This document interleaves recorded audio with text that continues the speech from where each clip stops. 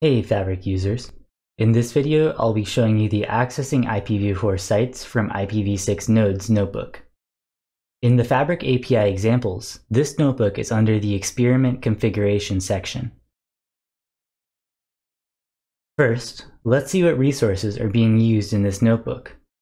In Jupyter, you can quickly find the directory of a loaded file by right-clicking the File tab and then selecting Show in File Browser from the drop-down menu. In this directory, there's a notebook that we're currently viewing and a shell script. Let's take a look at that script.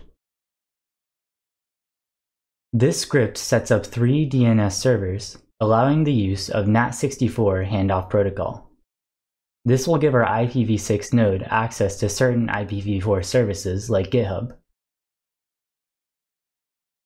Back in the notebook, let's run the first 3 cells.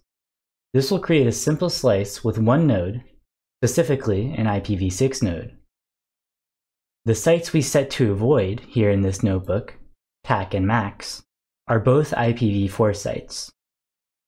This create a node cell can take a few minutes, so we'll speed up the video for now until it's finished.